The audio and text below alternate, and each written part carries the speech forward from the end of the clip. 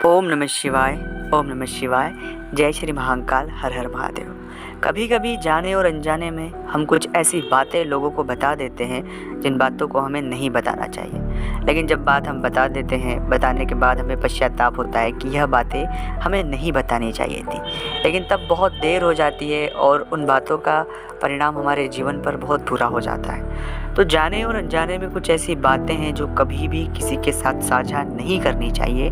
अगर आप साझा करते हैं तो अपनी परेशानियों को आप खुद दावत देते हैं दोस्तों, क्योंकि राहु और केतु और चंद्र, इन तीनों की यह खासियत होती है कि व्यक्ति से त्वरी ही मुंह से कुछ ऐसी बातें निकाल देते हैं और उन बातों का इतना प्रभाव हमारे जीवन पर होता है कि फिर हम चाहकर भी हमारे जीवन को सही स्थिति में नहीं ला सकते।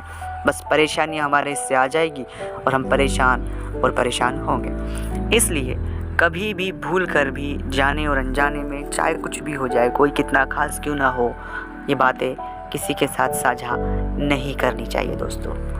उन बातों को मैं बताऊं उससे पहले एक निवेदन है कि अगर आप अपने जीवन के प्रति कोई भी तकलीफ, परेशानी या सकारात्मक वीडियो हमेशा देखना चाहते हैं तो इस चैनल को ज़रूर सब्सक्राइब कर लें और कमेंट्स में भोलेनाथ का नाम लिखें। अगर आप चाहते हैं अपनी कुंडली का विश्लेषण करवाना, जीवन में कोई तकलीफ, परेशानी या कोई प्रश्न जो आपको बेचैन कर रहा है, तो स्क्रीन पर हमारे नंबर चल रहे हैं, आप व्हाट्सएप पर अपॉइंटमेंट लें।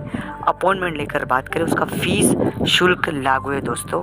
साथ ही साथ आपको जन्म तारीख, जन्म समय, जन्म स्थान पता होना अनिवार्य। अगर नहीं पता है, उस स्थिति में प्रश्न कुंडली से जवाब दिया जाएगा। जो आपका प्रश्न होगा उसके हिसाब से जवाब दिया जाएगा, उस समय की कुंडली के हिसाब से जवाब दिया जाएगा। सबसे पहली बात जो कभी किसी के साथ साझा नहीं करना चाहिए, धन। आपके पास कितना धन है, कैसा धन है, कहाँ से आया है, क्या है, एक जानकारी कभी भी किसी के साथ साझा नहीं करना चाहिए। जब भी किसी व्यवहार में अगर धन का आगमन हो जाता है, वो व्यवहार बहुत जल्द खत्म होने वाला है और खत्म होने के साथ साथ कई सारी चीज़ें खराब होने वाली है। अगर आपने किसी को उधार दे दिया है तो देकर भूल जाए, ये उम्मीद न लगाए कि फिर वापस आएगा, क्योंकि धन जब हम बता देते हैं तो मांगना लोगों का शुरू हो जाता है। हम नहीं दे पाते हैं या दे भी देंगे तो फिर वो वापस नहीं दे पाएंगे और कई सारी परेशानियां कई सारे जातकों को मैंने देखी है और ये सब कुछ अधिपत्र राहु के आता है। दूसरा है मन की बातें।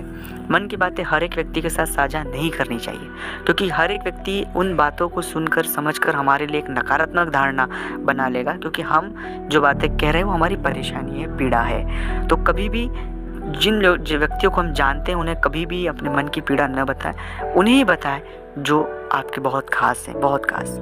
तीसरा है अपने माता पिता, भाई, पति पत्नी, आप दोनों सबके बीच जो भी सीक्रेट बातें, जो भी बातें हैं अपने घर परिवार की, जो सीक्रेट बातें, वो कभी भी किसी के साथ साझा नहीं करना चाहिए। उन बातों का बाहर आने से बिल्कुल नकारात्मक इम्पैक्ट होता है और आपके बीच और सामने वाले के बीच, परिवार के बीच में दरार डालने का आप खुद ही मौका देते हैं, दूसरे की ज़रूरत नहीं है। चौथा, मंत्र जप। आप कितना मंत्र जप करते हैं, कब करते हैं? गुरु मंत्र किसी के साथ साझा नहीं करते हैं। ओम नमः शिवाय।